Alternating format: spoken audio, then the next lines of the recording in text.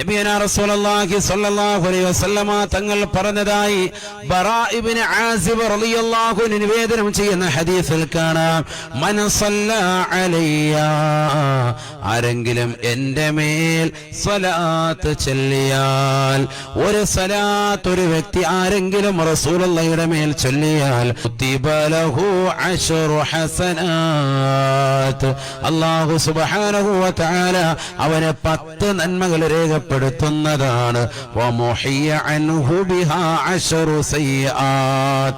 അവൻ ചൊല്ലിയതാകുന്ന ഒരു സലാത്തിന്റെ മഹിമ റസൂലുള്ള വിശദീകരിക്കുകയാണ്.